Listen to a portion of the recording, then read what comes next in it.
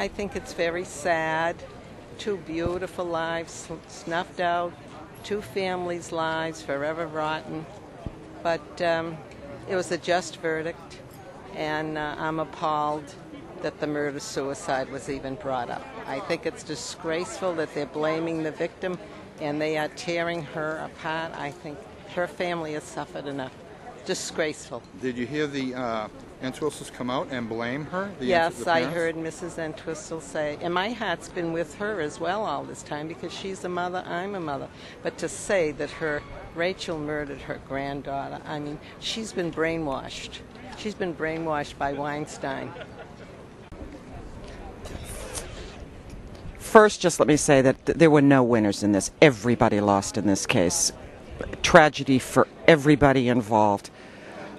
But what I didn't buy in his story about the suicide is a guy that is keeping this much information from his wife, is trolling for hookers on the internet, is not a guy that's going to fall on the sword and go to prison for the rest of his life to save his wife's honor. I don't think he gave two hoots about his wife's honor when she was alive, or he wouldn't have done the things he did.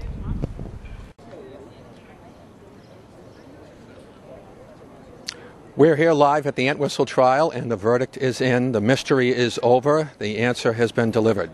Guilty. All 4 counts. Murder 1. Neil Entwistle will be transferred shortly after this to facilities no longer at Middlesex County House of Correction, but instead Walpole State Prison. And after that is anyone's guess. But at this point, Neil Entwistle has been found guilty on all 4 counts here at Middlesex Superior Court in Woburn, Massachusetts. As a defense attorney, do you feel it was a just decision? I think the defense team did an admirable job with the defense that they had, with the material that they had. They had very little to work with from the beginning, and I think they did an admirable job, and quite frankly, they did all that they could. Okay, then you wouldn't have done anything differently? I might have considered an insanity defense, and I want to add that I'm quite sure Elliot Weinstein and Stephanie Page both considered an insanity defense and put it in front of their client. We will never know exactly what took place in those conversations, but I can tell you as a legal matter that it is the client who controls the decision as to what defense is actually advanced. The attorney simply advise and put options in front of the client. So we will never know, but my suspicion is that Neil Entwistle made that call. When the attorney for the defense came out, he implied that he did not get a fair trial in this area. Does that mean, though, he's going to try to appeal for a change of venue? I would think that Mr. Weinstein would appeal on a number of issues, and that's standard procedure when a verdict comes back of this nature. Exactly what those issues are at this hour on June 25th, we don't know. But I imagine he will be appealing several issues, many of them constitutional. Can you name 1 or 2 that you see that really just pops right out at you?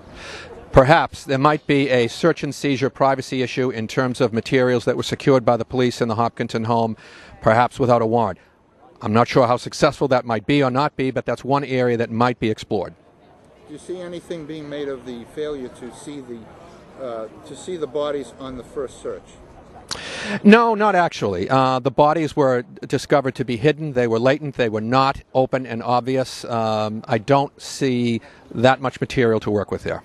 What do you see for sentence tomorrow at 10 a.m.? Life in prison with no parole. Any other option? Not under this verdict in Massachusetts. In Massachusetts, a verdict of murder in the first degree carries a sentence of life with no possibility of parole. In Massachusetts, a verdict of murder in the first degree typically carries a sentence of life with no possibility of parole. The judge does not have a great deal, if any, discretion in the matter.